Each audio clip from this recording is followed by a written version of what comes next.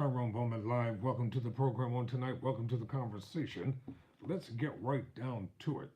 According to the legal section of Reuters news agency, it's a major setback for uh, recorded artist, non-convicted felon R. Kelly.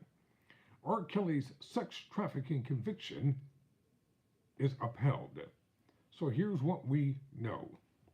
The appeals court says victims were threatened and humiliated. R. Kelly is currently serving a 30-year sentence while he is maintaining his innocence. R. Kelly may appeal to the United States Supreme Court, his lawyer says. A federal appeals court on Wednesday upheld R. Kelly's sex trafficking and racketeering conviction, saying extensive evidence supported keeping the former R&B superstar behind bars for decades. The Second U.S. Circuit Court of Appeals in Manhattan rejected Kelly's claims that federal prosecutors failed to prove he led a racketeering scheme where he recruited women and underage girls for sex and then violated several victims. Circuit Judge Denny Chin said prosecutors offered extensive evidence showing how Kelly ensnared young girls and women into his orbit, endeavored to control their lives and secure their compliance with his personal and sexual demands through verbal and physical abuse, threats of blackmail, and humiliation.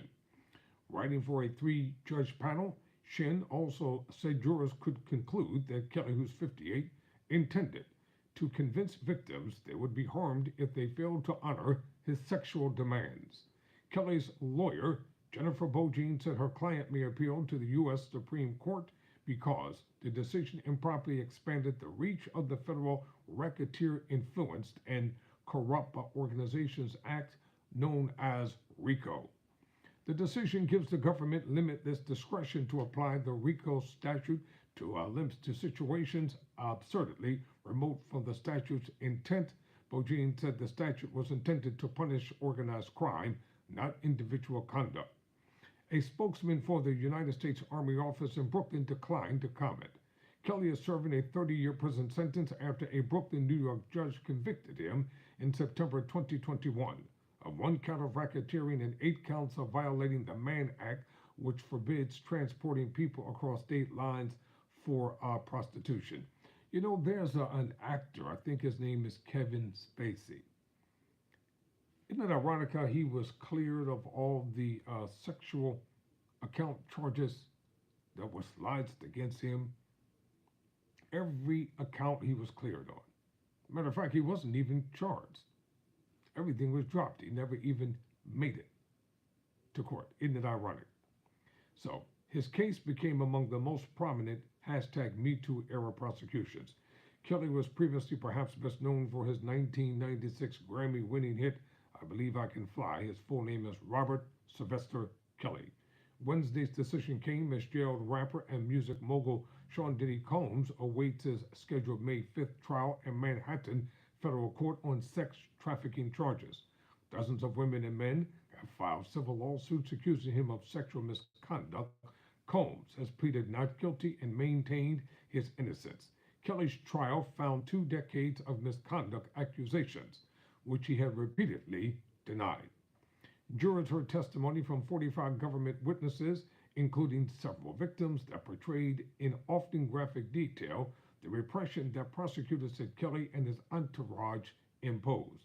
This included requirements that victims refer to Kelly as daddy, get permission to eat or use the bathroom, and write apology letters that purported to absolve him of blame. The appeal included arguments by Kelly that prosecutors failed to prove he intended to expose victims to herpes by concealing his diagnosis before having unprotected sex. What? Kelly also argued that jurors found him had known too much about the case and were biased against him. The case is separate from Kelly's September 2022 conviction by a Chicago jury of child sex crimes. He was sentenced there to 20 years in prison, but the judge added just 1 year to Kelly's imprisonment, with the other 19 years overlapping the 30-year sentence. In October, the U.S. Supreme Court rejected Kelly's appeal from the Chicago conviction. Kelly is at the Butler, North Carolina medium security prison that once housed late Ponzi schemer Bernard Madoff or Bernie Madoff. He is eligible for release in December 2045 at age 78. Wow. All right, y'all. See you in the next video. Never surrender. Never quit. You need to get a life. That's what you need to do.